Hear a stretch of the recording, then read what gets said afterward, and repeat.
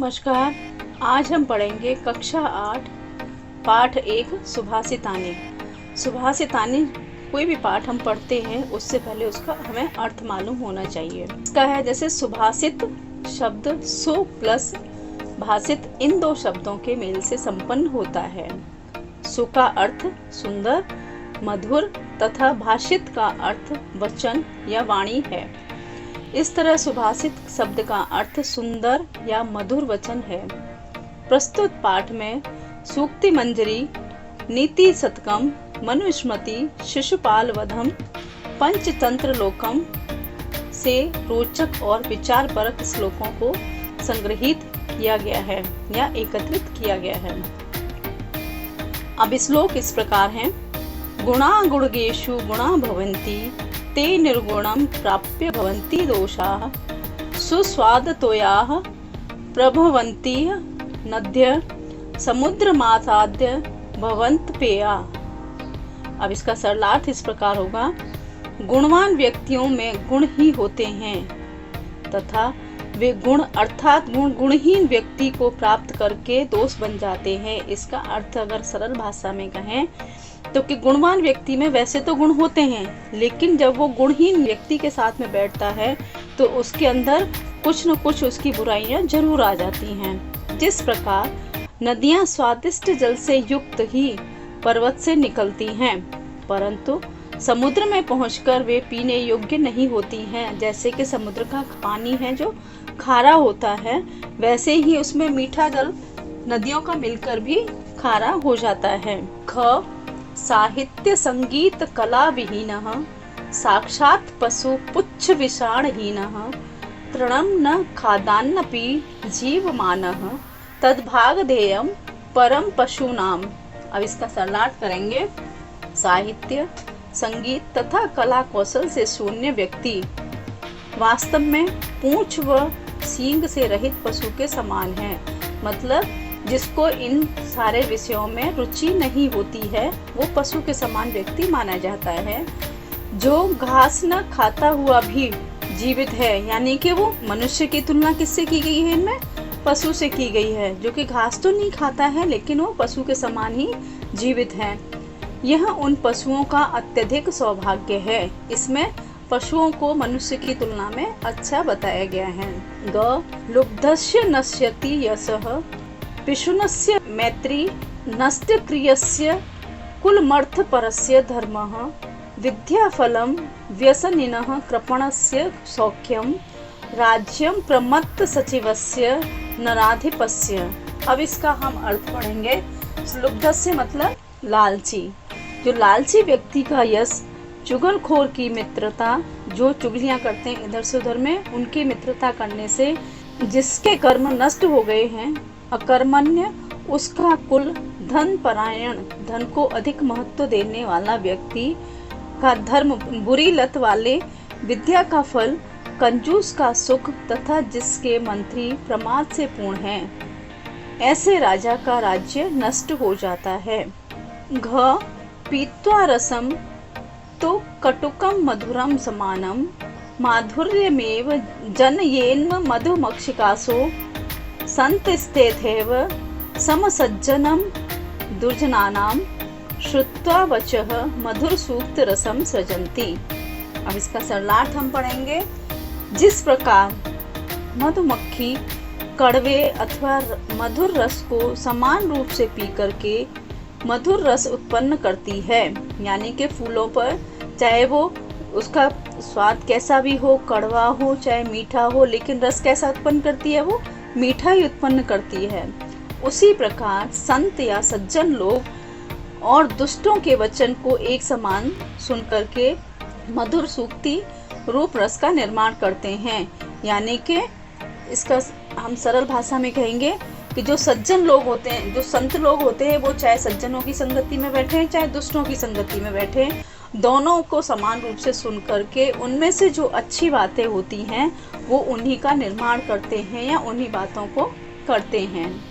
अण विहाय पौरुषम यो हि देवमेवात्व लंबते प्रासाद सिंहवतः तस्य मूर्धिन तिष्ठन्ति वायसा। अब इसका सरलार्थ करेंगे हम।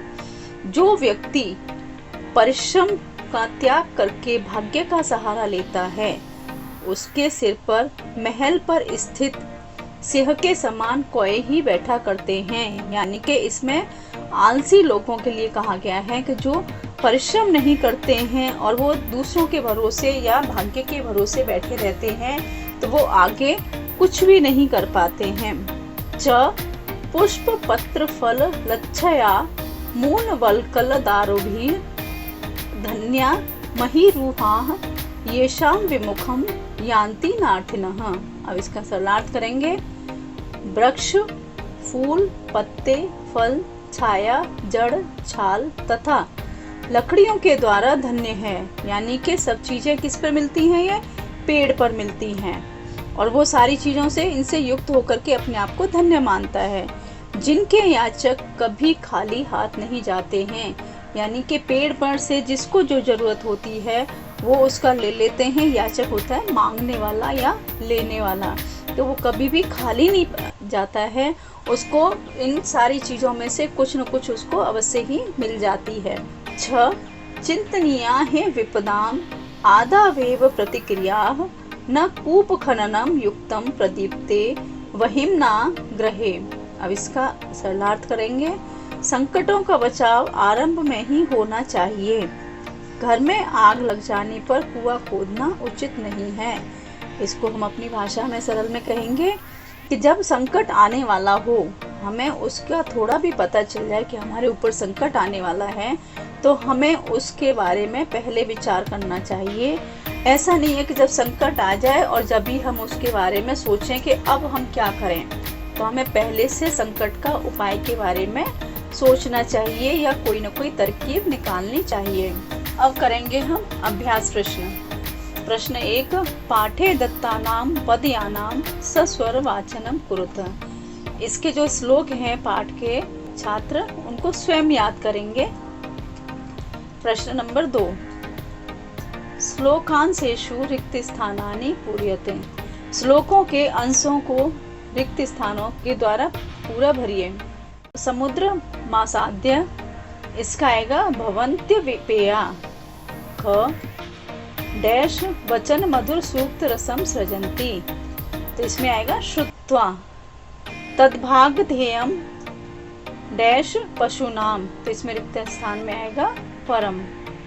विद्या फलम खाली स्थान कृपणस्य सौख्यम, तो इसमें आएगा व्यसनिनम।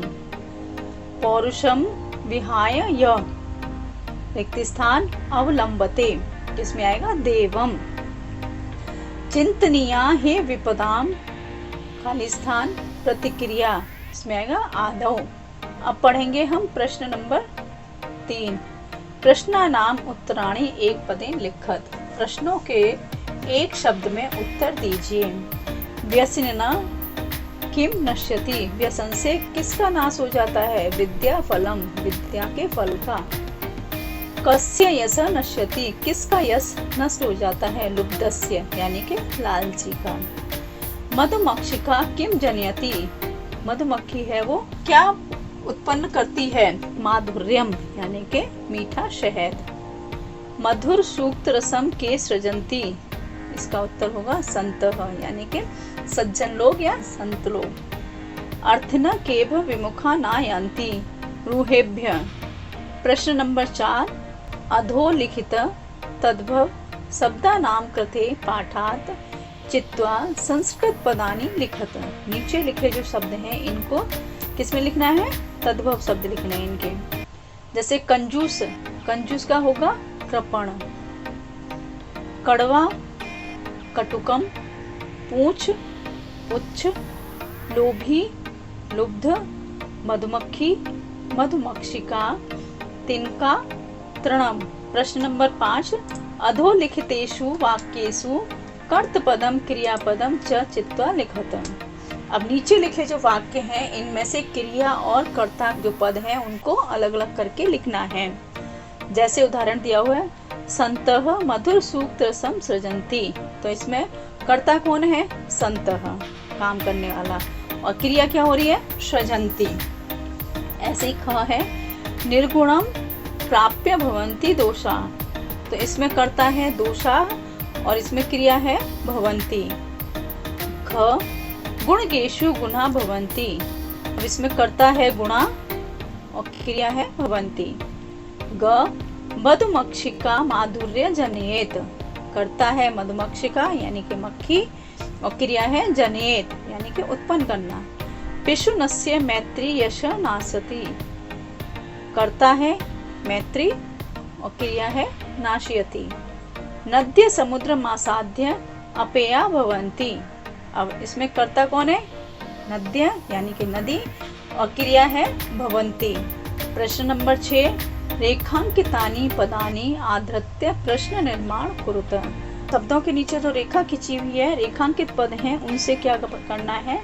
उत्तर दिए हुए हैं, इनसे प्रश्न बनाने हैं। गुणा गुणगेषु गुणा भवन्ति। अब इसका प्रश्न क्या बनेगा? गुणा, गुणा का मतलब हो गया इसमें क्या होगा? तो उत्तर होगा गुणगेषु किम गुणा भवन्ति। तो गुणा की जगह पे आएगा किम। नद्य सुस्वाद तोया भवन्ति। अब इसमें रेखांकित पद है नद्य, तो इसमें आएगा उत्तर लिखेंगे कि इसका सुस्वाद तोया स कासाम भवन्ति। नदी का पानी मीठा स्वाद युक्त कौन बनाती है? किस में होता है? नदी में। तो अब किसमें की जगह पे, यहाँ पे नदी की जगह पे कासाम आएगा। ग लुब्धस्य यश नश्यति, यानी कि प्रश्न बनेगा इसमें, इसका अर्थ होगा लोभी का यश नाश हो जाता है। तो किसका हो जाता है? लोभी का। लोभी की जगह लुब्धस्य की जगह पर आएगा कस्य यश नश्यति। घ मधुमक्षिका माधुर्यमेव जनयति। मधुमक्खी मधुर शहद को उत्पन्न करती है। अब इसका प्रश्न बनाएंगे, कौन मीठे शहद को जनयत करती है यानी कि उत्पन्न करती है? तो मधुमक्षिका की जगह पर आएगा का। और तस्य मूर्धना तिष्ठन्ति वायसा।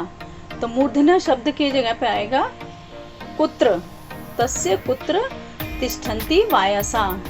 प्रश्न नंबर 7, उदाहरणानुसार पदानि पृथक् कुरुत। तो उदाहरण के अनुसार जैसे ये दिया हुआ है, शब्दों को अलग अलग करके लिखना है।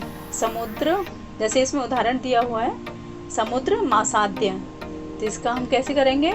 समुद्रम धन आसाद्य, ये उदाहरण दिया हुआ है। अब है माधुर्यमेव, इसको हम करेंगे अलग अलग, माधुर्यम धन एव। अल्पमेव, अल्पम धन एव। सर्वमेव, सर्वम धन एव। देवमेव, देवम धन एव। महात्मानां मुक्ति, तो इसका होगा महात्मा नाम धन उक्ति। विपदा मादावेव, इसका होगा विपदाम धन आदौ धन एव।